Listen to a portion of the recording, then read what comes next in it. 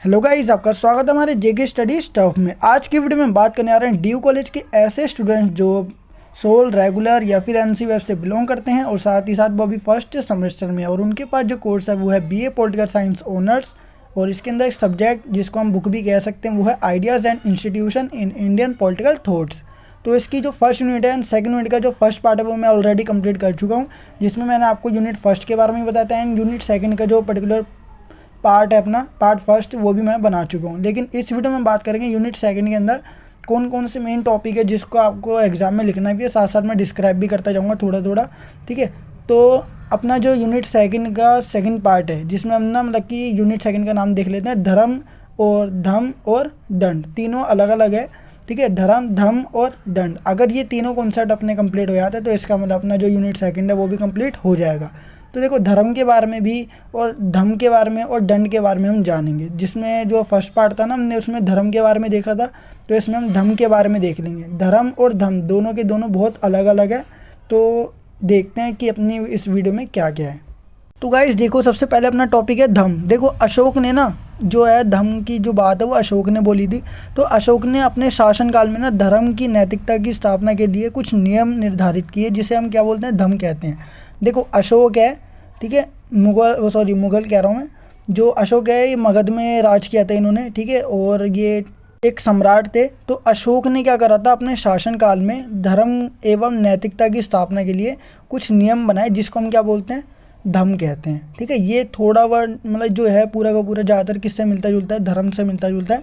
लेकिन धर्म और नैतिकता की स्थापना के लिए कुछ नियम बनाए गए थे जिसको हम क्या बोलते हैं, धम कहते हैं। ठीक है, तो एक तरीके से ये क्या है, नियम है। अब देखो, धम शब्द जो है वो संस्कृत शब्द धर्म का प्राकृत रूप है, जिसका अर्थ है सार्वभौमिक कानून, ऐसा कानून जो सबके लिए है। और धार्मिकता, या यदि कोई विस्तार करना पसंद करता है तो वह कर सकता है या कह सकता है। समाज में पाई जाने वाली सामाजिक और धार्मिक व्यवस्था इसके अंतर्गत आती है। इस शब्द का एक तरह से अनेक आदर्शों मतलब आदेशों में धम शब्द का उपयोग करने के जो तरीके हैं उसको देखते हुए बहुत से अधिक सामान्य अर्थ हैं। हालांकि अशोक ने इसे व्यापक अर्थ दिया, मतलब अशोक ने ना धम को ना बहुत ज़्यादा ही बड़ा वर्ड दे दिया और इसका कॉन्सेप्ट भी बहुत बड़ा है। ठीक है, ये केवल धर्म तक ही सीमित नहीं है, इसका जो कॉन्सेप्ट है बहुत दूर तक जाता है। ठीक है, एक तरीके से व्यापक अर्थ में लिया था इन्होंने अशोक ने। अशोक के शिलालेखों में दो प्रकार शामिल है, एक प्रमुख शिलालेख और एक लघु शिलालेख। ठीक है, का वर्णन करते हैं। दो बड़े समूह जैसा कि चट्टान की सतहों पर अंकित है, मतलब लिखा हुआ है, प्रमुख शिलालेख और लघु शिलालेख शामिल है। और स्तंभ आदेश अपने विचारों का प्रचार करते हुए अपने विषय को प्रसारण करने के तरीके से ये सभी परिभाषित करते हैं कि वह धम द्वारा क्या समझता है। अत्यंत आत्मनिरीक्षण, अत्यंत आज्ञाकारित और अत्यंत उत्साह की अवधारणा है, जिसमें करुणा हो गई, उदारता, सच्चाई, पवित्रता, और इसमें बोला गया सौम्यता, अच्छाई, महान शुद्ध इरादे, सामाजिक संबंधों को उचित रखरखाव और पशु वध से अनुपस्थित जैसे कार्य शामिल है। देखो, मैं इसको एक बार आपको बता देता हूँ शॉर्ट में की गया। देखो, धम जो है उसकी स्थापना किसने की थी, अशोक ने की थी अपने शासनकाल में। पहली बात तो ये पॉइंट आ गया। अब धम होता क्या है, तो धम जो है वो धर्म और नैतिकता की स्थापना के लिए कुछ जो नियम बनाए गए थे उनको क्या बोलते हैं, हम धम कहते हैं। और अशोक ने इसका बड़ा चढ़ा कर क्या किया था, वर्णन किया था। एक तरीके से क्या है, व्यापक अवधारणा है। और इसका जो धम जो है ये कहाँ से लिया गया, संस्कृत शब्द से लिया गया, जिसका मतलब धर्म से ही है। ठीक है, धर्म का एक प्राकृत रूप है। ठीक है, और धर्म जो धम है ना वो सार्वभौमिक कानून है, मतलब धम के अंदर जो भी नियम आते हैं वो सबके लिए लागू होंगे। ठीक है, और ये धार्मिक भी है। और साथ ही साथ ना अगर कोई विस्तार करना चाहता है, कोई बढ़ाना चाहता है तो वो कह सकता है। ठीक है, तो बहुत सारी चीज़ें हैं। और देखो, शिलालेख जो है, प्रमुख शिलालेख हो गया और लघु शिलालेख। ठीक है, प्रमुख शिलालेख और लघु शिलालेख दो प्रकार है, एक प्रमुख शिलालेख है और एक लघु शिलालेख है। किसके, अशोक के। तो अगर पूछा जाए कितने लेख होते हैं अशोक के, तो कितने हैं, दो। पहला क्या था, प्रमुख शिलालेख, और दूसरा लघु शिलालेख। तो इतना भी आप लिख सकते हो। बाकी जो है नीचे लिखे गए हैं वो ज़्यादा इम्पोर्टेंट नहीं है, लेकिन फिर भी मैंने इसको जो ये मतलब कि अपनी ड्यू सोल की जो बुक है उसमें से छाटा है। लेकिन आपको एक्सप्लेनेशन पे ध्यान देना है। ठीक है, जो भी मैं एक्सप्लेन कर रहा हूँ उस पर ध्यान दो तो आपको ये सब समझ आएगा। अब देखो हम जानेंगे कि अशोक के जो शिलालेख थे, प्रमुख शिलालेख और लघु शिलालेख, उसके बारे में।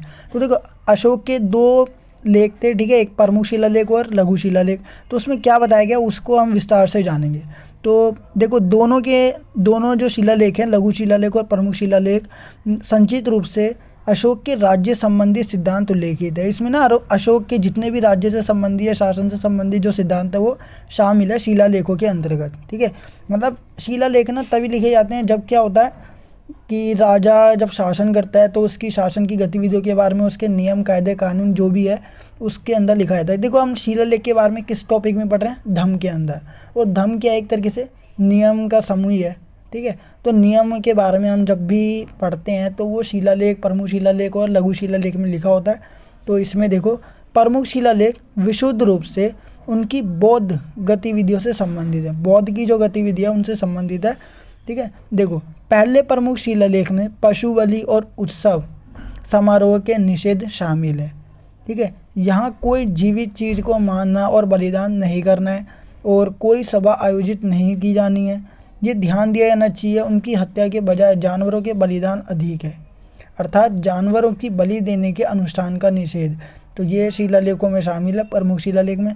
दूसरा प्रमुख शिलालेख सामाजिक कल्याण के कुछ उपाय से संबंधित है कि सामाजिक का कल्याण, समाज का कल्याण जो है, सोशल डेवलपमेंट कैसे हो सकता है, वेलफेयर कैसे हो सकता है, उससे रिलेटेड है। जिसमें पुरुषों और जानवरों के लिए चिकित्सा मतलब डॉक्टरी केंद्र और कुओं के साथ आपूर्ति की जाने वाली सड़कों का निर्माण और छायादार पेड़ों के साथ रहना और औषधीय जड़ी बूटियों का रोपण शामिल है। मतलब रोपण मतलब होता है इस्तेमाल करना शामिल है, ठीक है। तो इसमें ना डॉक्टर से रिलेटेड आते हैं, याद रखना। दूसरा जो प्रमुख शिलालेख है, पहले शिलालेख में तो पशु जानवर वगैरह जो है बलि और हत्या से संबंधित है, ठीक है, कि कोई जीवित चीज़ को मारना, बलिदान नहीं करना चाहिए, ठीक है, ये सब बताया गया है। तो दूसरे प्रमुख शिलालेख में हमने डॉक्टर से रिलेटेड जाना कि हमें जड़ी बूटियों का रोपण करना चाहिए, छायादार पेड़ों में रहना चाहिए। तो इन सब की बात की गई है दूसरे प्रमुख शिलालेख में। तीसरे वाला देखते हैं। तीसरे प्रमुख शिलालेखों में कहा गया है कि ब्राह्मणों के प्रति उदारता एक गुण है, सहिष्णुता और अन्य संप्रदाय के प्रति व्यापक मानसिकता, ज़्यादातर बुद्धि रखना चाहिए, ब्राह्मणों के प्रति उदारता रहना चाहिए, मतलब उनके साथ सही से बिहेव करना चाहिए, ठीक है। अब देखो इसके बाद बोला गया चौथा प्रमुख शिलालेख मानता है कि धम्म की नीति ने लोगों की सामान्य स्थिति में सुधार लाया, मतलब जो लोगों की नॉर्मल कंडीशन थी उसमें क्या लिया है, सुधार किया है।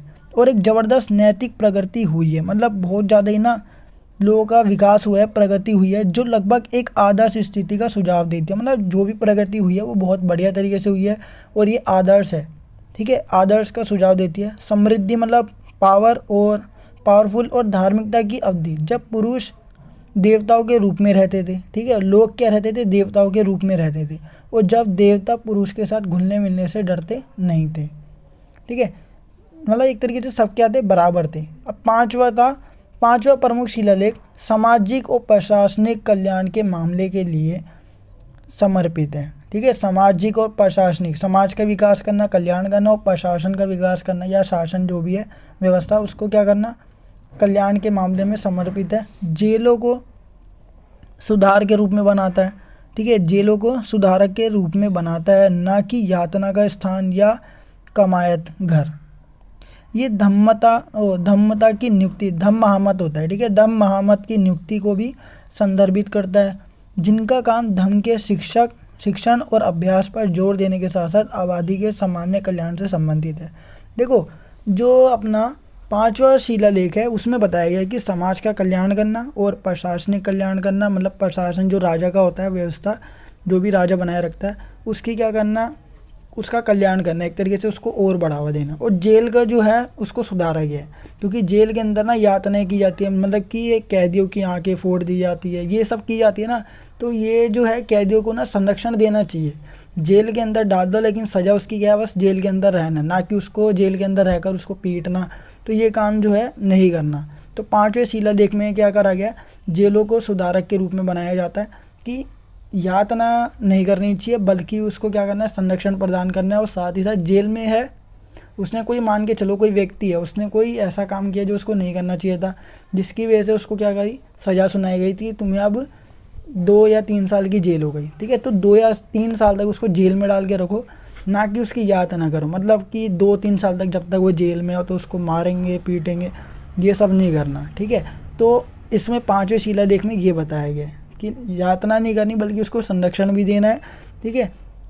तो इसको बोलते हैं। अब इसके बाद देखो, इसमें 5वें शिलालेख में एक और बार बोले गए कि धम्म महामत, मतलब जो धम्म का जो मंत्री होता है ना, जो भी जैसे कि मान के चलो कुछ भी नियम बनाए जाते हैं, तो जो भी नियम बनाए गए उस पर अभ्यास करवाना, ठीक है, आबादी के सामान्य कल्याण से संबंधित था। तो धम्म महामत की नियुक्ति करना भी इसी में शामिल है। अब देखो छठा प्रमुख शिलालेख, महामतों के साथ, जो भी मैंने बताया था, महामतों के माध्यम से राजा और उसकी प्रजा के बीच संबंध को और भी स्पष्ट करता है, ठीक है। राजा और प्रजा के बीच में क्या संबंध है उसको स्पष्ट करता है। महामतों को किसी भी समय राजा को अपनी रिपोर्ट देने के लिए कहा जाता है। इस फरमान से ये आभास होता है कि अशोक ने अधिकारियों और पदाधिकारियों की सुव्यवस्थित प्रणाली के माध्यम से राज्य पर नियंत्रण किया, ठीक है। छठे जो मतलब कि अपना छठा प्रमुख शिलालेख है उससे पता चलता है यही। राजशाही का उनका अनुभव काल के सैद्धांतिक कार्यों से इसके बारे में उनके ज्ञान और उनके अपने व्यक्तित्व ने इतने विशाल क्षेत्र के राजा होने की जिम्मेवारी से अवगत कराया है।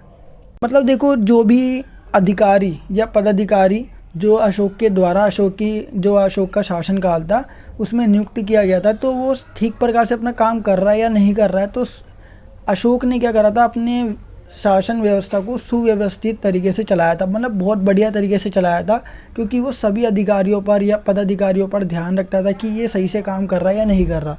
और इसके लिए उसने ये व्यवस्था बनाई थी कि जो भी अधिकारी या पदाधिकारी अशोक के द्वारा नियुक्त किया गया या राजा के द्वारा नियुक्त किया गया, उसको समय समय पर अपनी रिपोर्ट भेजनी है और अपने बारे में बताना है कि मैंने इस प्रकार से ये कार्य किया, ठीक है, ताकि अशोक को पता चल सके कि किस प्रकार की शासन की गतिविधियाँ उसके आसपास हो रही है और किस प्रकार से शासन व्यवस्था बनाई जा रही है। अब देखो, इसके बाद बोला गया 7वां प्रमुख शिलालेख सभी संप्रदायों के बीच सहिष्णुता के लिए निवेदन करता है, मतलब एक भाईचारे की भावना को के लिए क्या करता है, निवेदन करता है। राजा को एहसास होता है कि इन सांप्रदायिक संघर्षों, मतलब जो भी धर्म के आधार पर जो दंगे हो रहे हैं, संघर्ष हो रहे हैं, लड़ाइयाँ हो रही हैं, उससे कितना नुकसान होगा। तो इसलिए हमें सहिष्णुता बनाए रखने की ज़रूरत है। तो इसके लिए राजा क्या करता है, निवेदन भी करता है सभी संप्रदायों से या धर्म के लोगों से, ठीक है। 8वां प्रमुख शिलालेख पर्यटन, मतलब कि जो क्या बोलते हैं, ट्रैवलर होते हैं, ठीक है, जो मतलब कि ट्रैवलिंग करते हैं, पर्यटन के महत्व पर जोर देता है, अर्थात धम्म यात्रा। अशोक स्वयं कहते हैं इन यात्राओं का उद्देश्य कई गुना था, ठीक है। मतलब यात्राएं क्या थी, बहुत ज़्यादा होती थी। ब्राह्मणों का दौरा करना और उपहार देना, वृद्धों से मिलना और उन्हें सोने के साथ समर्थन करना, देश के लोगों से मिलना और अन्य उन्हें उच्च नैतिकता में निर्देश देना, ठीक है। मतलब इन सब के लिए ना यात्रा जरूरी होती थी, एक जगह से दूसरी जगह जाना। तो इसलिए ना 8वें शिलालेख में ना पर्यटन के महत्व को जोड़ दिया गया है।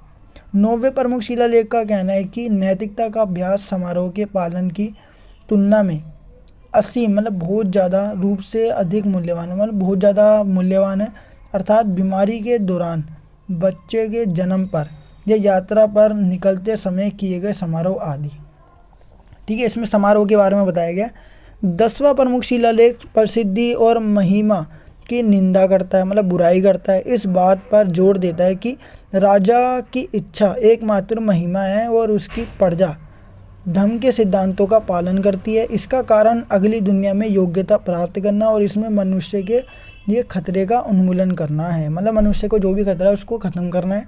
अब देखो, इसके बाद बोला गया 11वें प्रमुख शिलालेख में धम्म की व्याख्या है, ठीक है। धम्म की बहुत ज़्यादा बातें की गई है। अशोक के लिए धम्म जीवन का एक तरीका है। धम्म क्या है, जीवन जीने का तरीका है, क्योंकि इसमें बहुत सारे नियम है और नियम के थ्रू ही व्यक्ति का जीवन बन जाता है, ठीक है। जो उसने अपनी नैतिक शिक्षाओं से दोषी ठहराया था उसका सार, मतलब उसका एक सारांश है, एक ही बार में निचोड़ पता लग जाता है। ये आदेश परिवार के महत्व पर भी जोर देता है। जाति व्यवस्था प्राथमिक महत्व की संस्था के रूप में परिवार के विकास में तेजी लाता है, ठीक है। 12वीं प्रमुख शिलालेख विभिन्न संप्रदायों के बीच सहिष्णुता, मतलब भाईचारे के लिए एक प्रत्यक्ष और जोरदार दलील है। इस प्रकार सभी संप्रदाय के आवश्यक सिद्धांतों की समय प्रगति। 13वें प्रमुख शिलालेख में बोला गया है, आदेश अब तक महत्वपूर्ण है क्योंकि ये युद्ध के साथ होने वाली मौतों और निर्वासन को निंदनीय मानता है, मतलब उनकी बुराई करता है। ठीक है, निर्वासन इस प्रक्रिया में सामाजिक व्यवहार के सभी सामान्य नियमों को परेशान करता है। अशोक जोर देकर कहते हैं कि धम्म का विचार युद्ध के विचार के खिलाफ है। तो आप ना इसकी जो 13वें वाले की जो लास्ट लाइन है वो लिख सकते हो। जो अशोक है ना, अशोक इस बात पर जोर देते हैं और ये कहते हैं कि धम्म का विचार युद्ध के विचार के खिलाफ है। ठीक है, धम्म जो है बिल्कुल युद्ध से क्या है, बहुत अपोजिट है। धम्म में कहीं नहीं लिखा कि हमें युद्ध को बढ़ावा देना चाहिए, और अशोक भी यही मानते हैं क्योंकि अशोक ने भी जब युद्ध किया था तो एक बार बहुत ज़्यादा खून खराब हुआ था। ठीक है, उड़ीसा का युद्ध जो था, कलिंग युद्ध, तो उसमें भी बहुत ज़्यादा क्या हुआ था, खून खराब हुआ था, जिसके बाद अशोक ने ये मान लिया था कि आज के बाद मैं कोई युद्ध नहीं करूँगा। ठीक है, क्योंकि इसमें बहुत ज़्यादा क्या होती है, अपने लोगों की भी जान जाती है और दूसरों की तो जाती ही जाती है। ठीक है, और जो प्रजा है या फिर आम जनता है उनकी भी जान चली जाती है, तो बहुत सारे लोगों का नरसंहार होता है। तो इसलिए ना अशोक ने वचन लिया था कि आज के बाद मैं कोई युद्ध नहीं लड़ूंगा। तो इसलिए ना अशोक के द्वारा लड़े गए युद्ध भी है लेकिन बहुत कम है। अंतिम प्रमुख शिलालेख एक छोटा सा है जो हर रूप में सभी विषय में धम्म की शिक्षा को फैलाने के राजा के इरादे को समझाता है। ठीक है, मतलब शिक्षाओं को या फिर धम्म को फैलाने में राजा ने क्या क्या कार्य किए, तो इसके बारे में अंतिम शिलालेख में बताया गया, और ये बहुत छोटा सा है। ठीक है, अशोक के बौद्ध धर्म से जुड़े लघु शिलालेख राज्य के सिद्धांत पर अपने विचार को प्रकट नहीं करते, हालांकि स्तंभ आदेश करते हैं। पहला स्तंभ आदेश धम्म के माध्यम से, जो पहला स्तंभ आदेश है वो धम्म के माध्यम से, ठीक है, जो धम्म के माध्यम से क्या करता है, प्राप्त प्रगति को बताता है, मतलब कौन सा विकास हुआ है उसको बताता है। ठीक है, ये वाला ज़्यादा इंपॉर्टेंट नहीं है लेकिन मैं आपको बता देता हूँ कि एक बार आप इसे रीड कर लेना। ठीक है, ये वाला जो पेज है अपना, इसको एक बार रीड कर लेना, आपको ज़रूर समझ आ जाएगा, बहुत इजी लैंग्वेज में लिखा हुआ है।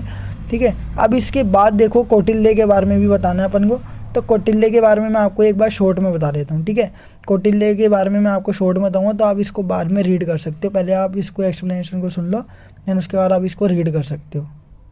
देखो, सबसे पहले हम प्राचीन भारत की बात करते हैं, तो समाज के अंदर ना अगर राजनीतिक व्यवस्था है तो उसमें धर्म और दंड दोनों का एक महत्वपूर्ण क्या था, पहलू था। मतलब प्राचीन भारत के अंतर्गत राजनीतिक व्यवस्था आज भी है और प्राचीन भारत में भी थी।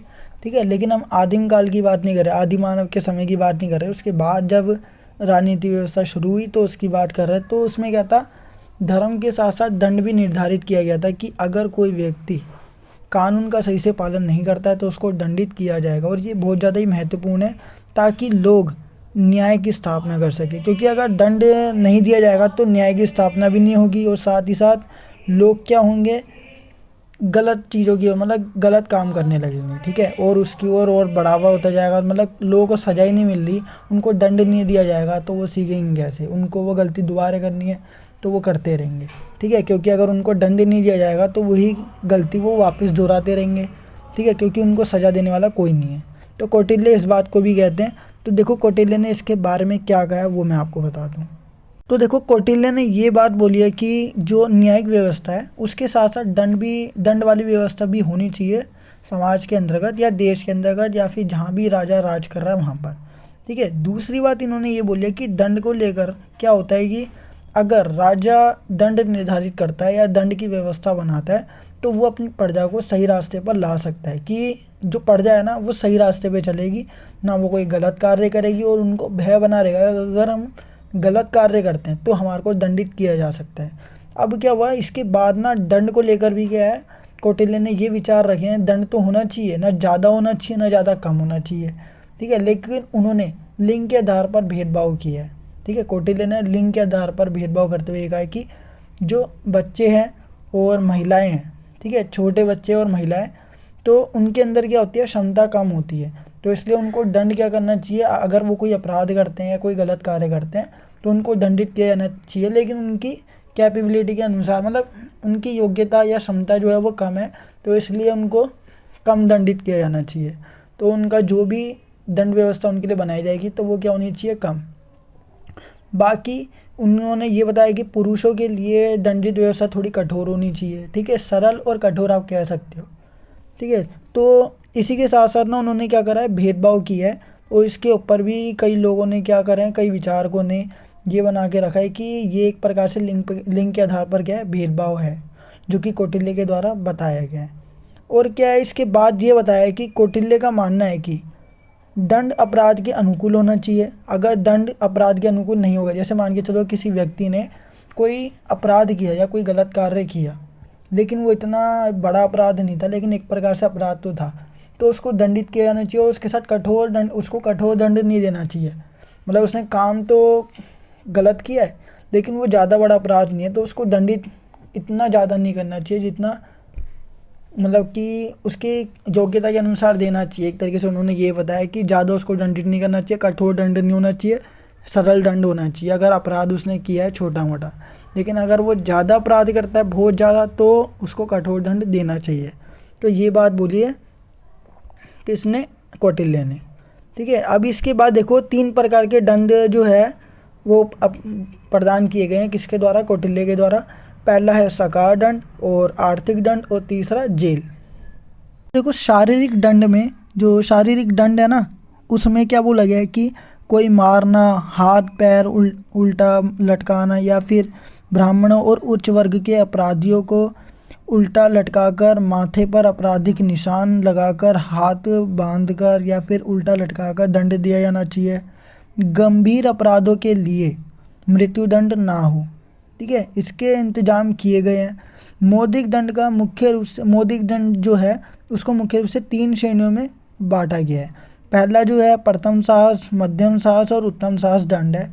प्रथम में क्या होता है, प्रथम साहस दंड की जुर्माना 48 पॉइंट से 98 पॉइंट होना चाहिए, ठीक है। मध्यम साहस दंड की जुर्माना जो है वो है 200 पॉइंट से, जो है ना मध्यम वाला, उसमें कितना होना चाहिए, 200 पॉइंट से 500, और उत्तम साहस दंड में ज़्यादा ही है, 500 से 1000 पॉइंट होना चाहिए, ठीक है।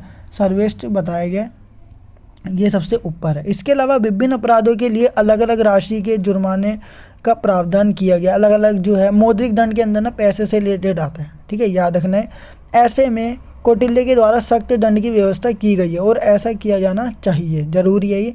भौतिक दंड के रूप में जंग जो है वो छिदवाने, कोड़े मारने और उल्टा लटकाने आदि का दंड व्यक्त किया गया है, जो धर्मशास्त्र की प्रकृति में अमानवीय प्रतीत होता है, मतलब बुरी तरीके से हालत हो जाती है और यही प्रतीत होता है। लेकिन इस बात से इनकार नहीं किया जा सकता कि दंड की ये विधियाँ प्राचीन भारत में प्रचलित थी, ठीक है। ये वाली जो विधियाँ है वो प्रचलित थी, ये हमें पता नहीं है, और ना अभी तक आज तक पता लगा है। और प्राचीन भारत के अन्य आचार्यों ने सापेक्ष प्रधानता से भी कठोर दंड का समर्थन किया था। इसलिए ये कहना होगा कि दंड की व्यवस्था करने में कौटिल्य आदर्शवादी से अधिक व्यवहारिक हैं, ठीक है। वो आदर्शवाद पे विचार नहीं देते, लेकिन व्यवहार पर विचार देते हैं। अब देखो इसके बाद जो अगला तत्व आता है वो है सेना। सेना को भी इन्होंने बहुत ज़्यादा बढ़ावा दिया कौटिल्य ने। कौटिल्य एक स्थायी सेना और भाई के सैनिकों पर, जो भाड़े के सैनिक होते हैं, भाई नहीं भाड़े के सैनिक मतलब किराए वाले जो सैनिक होते हैं, किराए पर जो काम करते हैं, ठीक है, कुछ समय के लिए कह सकते हो आप, पर गैर निर्भरता की आवश्यकता का सुझाव देते हैं, ठीक है। कौटिल्य के अनुसार एक अच्छी सेना के मूल गुण ये है कि भर्ती उचित है, और विरासत के आधार पर उन्हें वफादार, मजबूत और शक्ति और ऊर्जा से भरपूर होना चाहिए। इतना आप लिख सकते हो, इसके बाद वाला नहीं लिखना, ठीक है।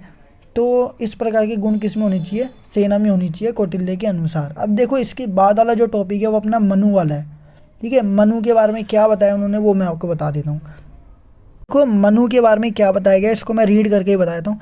कानून और न्याय प्रणाली दंड की व्यवस्था के अनुसार दंड क्या है, राजा है, क्योंकि उसके पास शासन करने की पावर भी है, मतलब वो राज भी कर सकता है। विद्वान दंड को धर्म का उद्देश्य मानते हैं, ठीक है। दंड को क्या मानते हैं, धर्म का उद्देश्य। यदि राजा अपराधियों को दंडित नहीं करता तो मजबूत लोग जो है वो कमजोरी को क्या बना देंगे, मजबूत लोग कमज़ोरों को क्या बना देंगे, खाना बनाना शुरू कर देंगे, मतलब उनको शिकार बनाना शुरू कर देंगे, क्योंकि वे लोहे की छड़ी से मछली को छेद कर पकाते हैं। डंडे का सही उपयोग करने से राजा धर्म, अर्थ और कार्य की प्राप्ति की ओर उन्मुख होता है, मतलब बढ़ता चला जाएगा।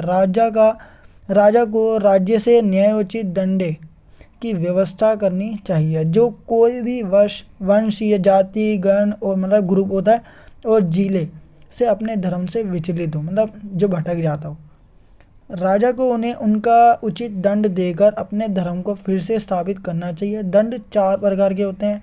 एक दिग्दंड होता है, वाग्दंड होता है, धन दंड होता है और वध दंड होता है।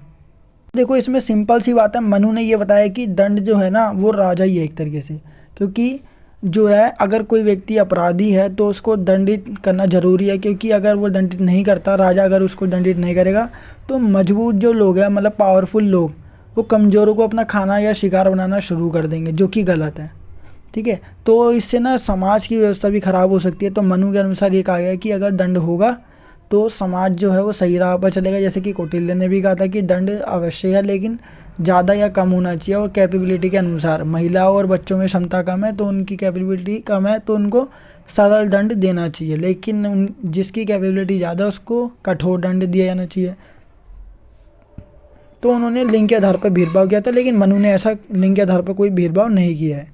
अब देखो इसके बाद जो है ना नीचे वाला पार्ट ज़्यादा इंपॉर्टेंट नहीं है, लेकिन वो वेद के ऊपर है। तो देखो शुक्र के बारे में जो है ना, एक बार आप इसको रीड कर सकते हो। मैं आपको दिखा देता हूँ कि शुक्र के बारे में क्या क्या है, क्योंकि अपने पास ज़्यादा टाइम नहीं है। तो इसको सिंपल वर्ड में मैंने मतलब कि ड्यू की जो बुक है उसमें से निकाला, तो आप इसको देख सकते हो। अब देखो इसमें आगे बोला गया प्राचीन भारत में धर्म और दंड का महत्व, मतलब इन तीनों की क्या इंपॉर्टेंस है। वैसे तो इन्हें कई नामों से पुकारा भी जाता है, लेकिन एक बार आप इसको रीड कर सकते हो। बहुत सिंपल है ये, ठीक है। अगर आपको कुछ भी डाउट हो तो आप हमें कमेंट बॉक्स में बता सकते हो, मैं उसके ऊपर एक सॉल्यूशन लेकर आऊँगा, मतलब आपको कमेंट में ही बताने की कोशिश करूँगा। क्योंकि अगर पर्टिकुलर टॉपिक पे मैं वीडियो बनाऊँगा तो फिर बहुत ज़्यादा ही समय लग जाएगा, ठीक है। तो अपने पास टाइम भी वैसे बहुत कम है, तो एक बार आप इसको रीड कर सकते हो। दैन ये अपना जो है इसी के साथ अपना जो टॉपिक है और यूनिट सेकंड है वो कंप्लीट हो जाती है। सो गाइस ये थी अपनी आज की वीडियो। आई होप गाइस आपको वीडियो जरूर पसंद होगी। अगर आपको वीडियो पसंद है तो वीडियो को लाइक शेयर कमेंट करना बिल्कुल ना भूलिए, और साथ ही साथ अगर आप हमारे चैनल पर नए हो तो चैनल को सब्सक्राइब एंड बेल नोटिफिकेशन पे क्लिक करके आप हमारे आने वाली हर वीडियो की नोटिफिकेशन तुरंत पा सकते हैं। सो गाइस मिलते हैं नेक्स्ट वीडियो के साथ। So thanks for watching this video.